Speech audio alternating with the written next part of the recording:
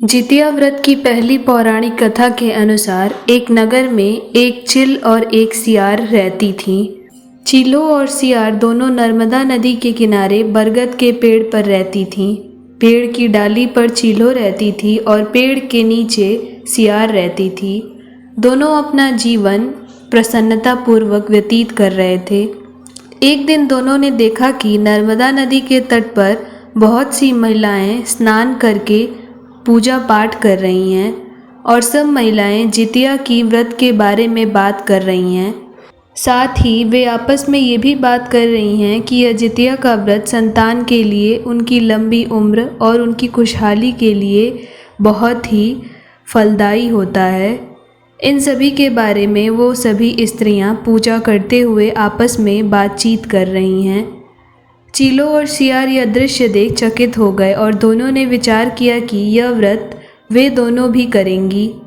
वे इंसान नहीं हैं तो क्या हुआ, लेकिन संतान तो उनके भी हैं।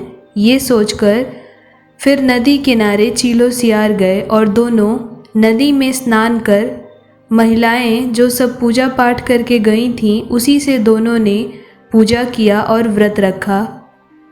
इसी बीच उसी गांव में एक तेली का बच्चा मर गया तो उसके परिजन रात में उसका अंतिम संस्कार करके चले गए। यह दृश्य दोनों चीलों और सियार देख रही थीं। चीलों ने तो पूरे श्रद्धा से जितिया का व्रत किया, लेकिन सियार मांस को देख अपने को रोक नहीं सकी और वह चीलों को सोने के बाद अपने जितिया व्रत को भंग कर दी। सियार ने अपने मुंह में नदी का पानी भरकर जलती चिता की आग को बुझा दिया और पूरा मांस खा गई। जो मांस बचा उसको पेड़ के नीचे लाकर रख दी जिससे वह सुबह खा सके। यह सब दृश्य पेड़ पर बैठी चिल्लो छुप के देख रही थी। चीलों ने जब सियारिन से पूछा कि तुम वहाँ इतनी रात में क्या कर रही थी, तब उसने कहा कि भूख के मारे मेरे पेट में से आवाज़ आ रही है तो बस वहीं बैठी थी। ऐसा बहाना बनाकर सियारिन फिर से अपने स्थान पर आ गई। सुबह हुआ, दोनों ने विधि पूर्वक व्रत खोला और फिर उसके बाद अपने अपने दैनिक कार्यों में लग गईं। कुछ दिन बाद किसी कारणवश चीलों सियार की मृत्यु हो गई। उसके बाद उन्होंने मानव के रूप में जन्म लिया। मानव रूप में चीलों और सियारिन दोनों एक ही घर में सगी बहन बनी। बड़ी बहन का नाम कपूरावती रखा और छोटी का नाम शीलावती रखा गया। वह दोनों बड़ी हुई तो बड़ी बहन कर्पूरावती की शादी राजकुमार के साथ हुई और छोटी बहन शीलावती की शादी एक ब्राह्मण के घर में हुई। दोनों बहन को 7 पुत्र हुए। छोटी बहन शीलावती जो ब्राह्मण के पुत्र के घर में शादी होकर गई थी, उसके साथ 7 पुत्र जीवित थे और सकुशल रह रहे थे। लेकिन बड़ी बहन कपूरवती के सभी पुत्र एक एक करके मर गए। इससे बड़ी बहन को छोटी बहन से ईर्ष्या होने लगी कि वह गरीब है फिर भी उसके सभी पुत्र जीवित हैं, उसके घर सुख शांति है और हम इतने अमीर हैं, हमारे घर में भी सब कुछ है, फिर भी हमारे पुत्र जीवित नहीं रहते। मन में वह सोचने लगी कि मेरी छोटी बहन शायद कोई जादू टोना करती है, इसीलिए उसके पुत्र जीवित नहीं हैं। इसके बाद बड़ी बहन ने कोई ऐसी युक्ति बनाई कि अब अपनी छोटी बहन के बेटों को मार देना चाहिए। ऐसा मन में उसने विचार किया और मारने के पश्चात तब हम दोनों के ही कोई भी संतान नहीं रहेंगे। रानी कपूरवती ने राजा से शर्त रखी कि मेरी छोटी बहन शीलावती के 7 पुत्र जैसे ही आएंगे उनका सिर काटकर मुझे दे दीजिएगा। राजा यह सुनकर बहुत ही आश्चर्य रह गया। उसने अपनी पत्नी को ऐसा घोर अपराध करने से मना किया, लेकिन फिर भी वह नहीं मानी। तब राजा ने चांडाल को आज्ञा दी कि उसके पुत्र का सिर काट कर लाओ। चांडाल आज्ञा मानकर रानी को उनकी छोटी बहन शीलावती के सभी 7 पुत्रों का सिर काट कर दे दिया। इसके बाद रानी ने लाल कपड़े में सभी बच्चों के मुख को लपेटकर डाली में डालकर अपनी बहन के घर भेज दिया। जब रानी कपूरवती की छोटी बहन शीलावती ने व्रत खोला तो उन्होंने कहा कि मेरी बड़ी बहन के यहाँ से सामान आया था, देखो उसमें उन्होंने क्या भेजा है। वो तो रानी हैं, बहुत कुछ उपहार भेजी होंगी। लेकिन जब शीलावती ने बहन के द्वारा दी हुई भेंट को डाली में देखा तो उसमें नारियल थे। यह जिमूत वाहन भगवान की कृपा थी, क्योंकि शीलावती की बड़ी बहन ने तो उसके सभी 7 पुत्रों का सर काटकर उपहार में भेजा था। लेकिन शीलावती के विधि पूर्वक व्रत करने, जितिया व्रत का पालन करने से उसके सभी पुत्रों की जगह नारियल थे। उधर रानी प्रतीक्षा कर रही थी कि मेरी छोटी बहन के यहाँ से दुख भरा समाचार आएगा, तब वह प्रसन्न होगी कि अब छोटी बहन के भी कोई पुत्र नहीं है। उसने जब यह समाचार नहीं सुना तो इसके बारे में राजा को बताया। तब इस पर राजा कहने लगे कि तुम्हारे कर्म बुरे हैं, इसीलिए शीलावती के सभी पुत्र जीवित लौटकर मुंड नारियल बन गए हैं। अगले वर्ष बड़ी बहन ने अपनी छोटी बहन से कहा कि तुम मेरे यहाँ आकर व्रत करो, क्योंकि तुम्हारे सारे पुत्र जीवित हैं और मेरे नहीं। इसके बाद तब शीलावती ने पूर्व जन्म की घटना सुनाई। अपनी छोटी बहन को बताया कि पिछले जन्म में तुम सियार थी और मैं चिल्लो थी। तब हम दोनों ने भी कुछ औरतों को देखकर जितिया का व्रत किया था। मैंने तो अपना जितिया का व्रत पूरे विधि से पूरा किया, लेकिन तुमने व्रत को बीच में ही भंग कर मांस का पान कर लिया। तब यह सुनकर बड़ी बहन बहुत ही आश्चर्य रह गई और तब उसे अपनी अपराध का बोध हुआ और उसे बहुत पश्चाताप होने लगा कि वो अपने पूरे जीवन अपनी छोटी बहन को ही दोषी समझती रही कि क्यों उसके पुत्र जीवित हैं और उसके नहीं हैं। ये सोचकर जीवन भर अपने छोटी बहन के बच्चों को कोसती रही, उनको मारने का षड्यंत्र करती रही। पूर्व जन्मों का फल था जो उसे इस जन्म में भोगना पड़ रहा था। तब उसकी छोटी बहन शीलावती ने उसे सलाह दी कि अब अगले वर्ष तुम जब जितिया का व्रत आएगा तो पूरी विधि विधान से व्रत का संकल्प लेना और फिर जिमूत वाहन भगवान की पूजा कर उनसे पुत्र प्राप्ति की कामना हेतु प्रार्थना करना। तब अगले वर्ष अश्विन माह के कृष्ण पक्ष की अष्टमी तिथि को बड़ी बहन जो रानी थी उसने जितिया का पावन व्रत किया और जिमूत वाहन भगवान की भी विधिवत पूजा की। उसके बाद उसने पुत्र की कामना हेतु जिमूत वाहन भगवान से प्रार्थना की। तब कुछ वर्षों पश्चात ही जिमूत वाहन भगवान की कृपा से उसे फिर से संतान की प्राप्ति हो गई। जितिया व्रत की दूसरी कथा। नैमिषारण्य के निवासी ऋषियों ने संसार के कल्याणार्थ सूत जी से पूछा, हे सूत जी, कराल कलिकाल में लोगों के बालक किस तरह दीर्घायु होंगे, सो कहिए।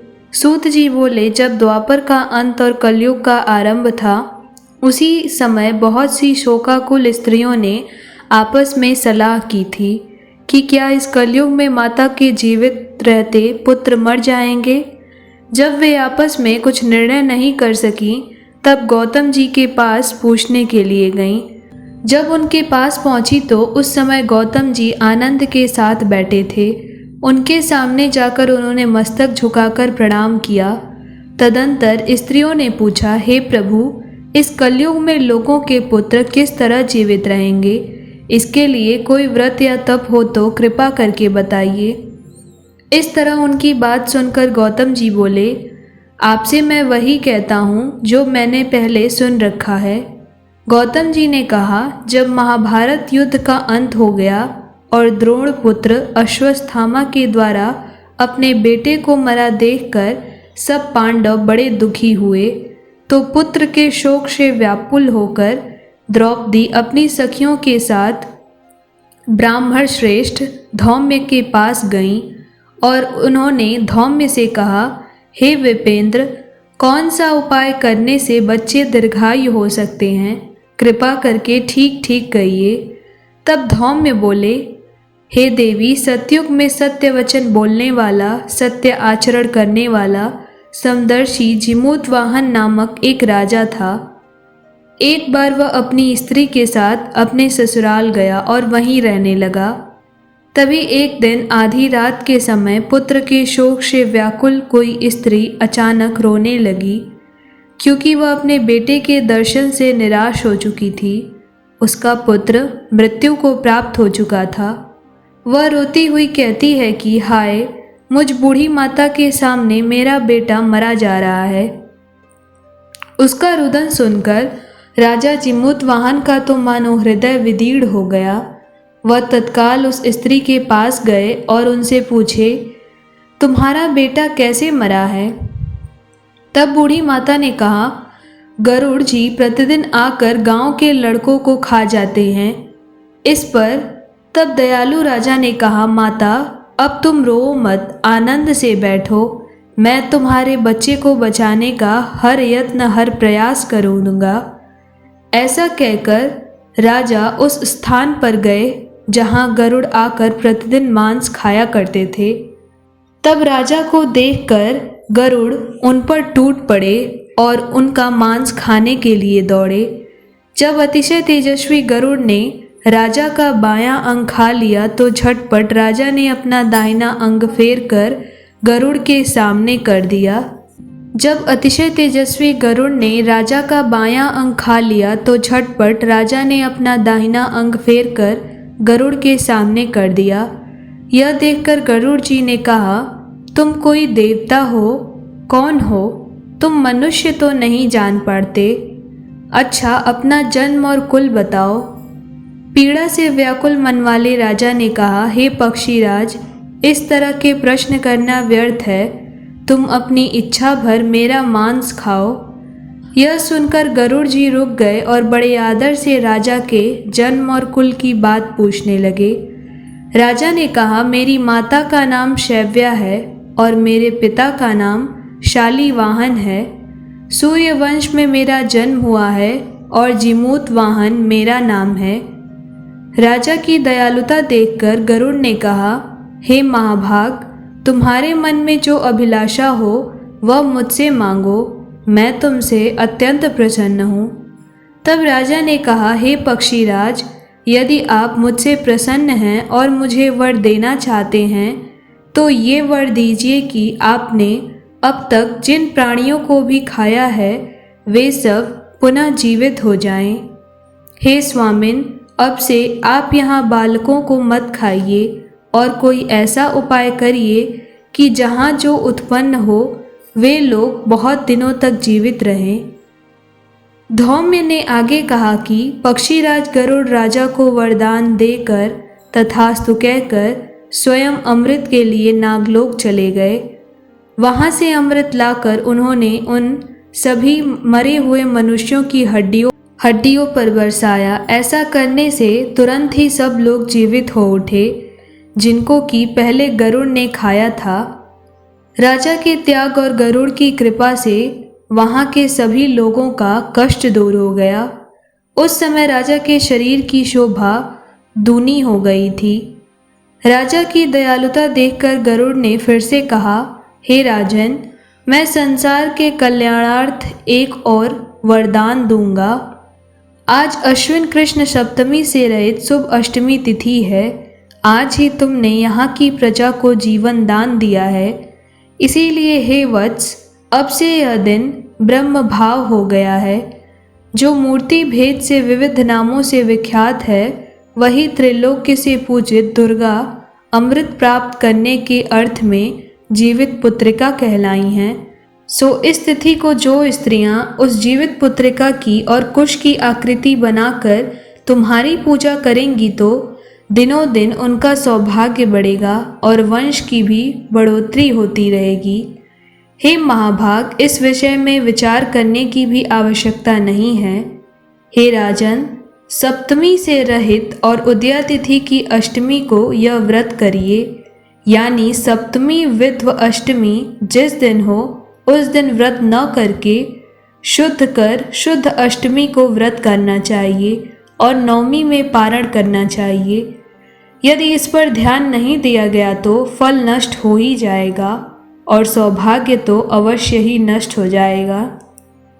जिमूत वाहन को इस तरह का वरदान देकर गरुड़ जी वैकुंठ धाम को निकल पड़े और राजा भी अपनी पत्नी के साथ अपने नगर को वापस चले आए। धौम्य द्रौपदी से कहते हैं कि हे देवी, मैंने यह अतिशय दुर्लभ व्रत तुमको बताया है। इस व्रत को करने से बच्चे दीर्घायु होते हैं। हे देवी, तुम भी पूर्वोक्त विधि से यह व्रत और दुर्गा जी का पूजन करो तो तुम्हें भी अभिलाषित फल प्राप्त होगा। मुनिराज धौम्य की बात सुनकर द्रौपदी के हृदय में एक प्रकार का कौतूहल उत्पन्न हुआ और पूर्वासिनी स्त्रियों को बुलाकर उनके साथ यह उत्तम व्रत किया। गौतम ने आगे कहा, यह व्रत और इसके प्रभाव को किसी एक चिल ने सुन लिया है और अपनी सखी सियारिन को बताया है। इसके बाद पीपल वृक्ष की शाखा पर बैठकर उस चिल ने और उस वृक्ष के खोते में बैठकर सियारिन ने भी इस व्रत को किया। सूत जी आगे कहते हैं कि हे ऋषियों, सब प्रकार का आनंद देने वाला मैंने यह दिव्य जीवित पुत्रिका का व्रत बतलाया, जिसे जो भी स्त्री पूरे श्रद्धा भाव से करती हैं तो उनके संतान की आयु लंबी होती है। प्रिय श्रोताओं, जितिया व्रत तभी पूर्ण माना जाता है जब व्रत कथा के सुनने के साथ साथ जितिया व्रत की आरती भी सुनी जाए। तो चलिए जितिया व्रत की आरती करते हैं। ओम जय कश्यप नंदन प्रभु जय अदिति नंदन त्रिभुवन तिमिर निकंदन भक्त हृदय चंदन। ओम जय कश्यप नंदन सप्त अश्वरथ राजित एक चक्रधारी दुखकारी सुखकारी दुखकारी सुखकारी मनसा मलहारी। ओम जय कश्यप नंदन सुर मुनि भूसुर वंदित विमल विभवशाली अघदल दलन दिवाकर अघदल दलन दिवाकर दिव्य किरण माली। ओम जय कश्यप नंदन सकल सुकर्म प्रशविता सुवती शुभकारी विश्व विलोचन मोचन विश्व विलोचन मोचन भवबंधन भारी। ओम जय कश्यप नंदन कमल समूह विकासक नाशक त्रयतापा सेवत सहज हरत अति सेवत सहज हरत अति मनसिज संतापा। ओम जय कश्यप नंदन नेत्र व्याधि हर सुरवर भूपीड़ा हारी वृष्टि विमोचन संतत वृष्टि विमोचन संतत परहित व्रतधारी। ओम जय कश्यप नंदन सूर्य देव करुणाकर अब करुणा की जय हर अज्ञान मोह सब हर अज्ञान मोह सब तत्व ज्ञान दीजय। ओम जय कश्यप नंदन प्रभु जय अदिति नंदन। प्रेम से बोलिए श्री जिमूत वाहन महाराज जी की जय, श्री जिउतिया मैया की जय।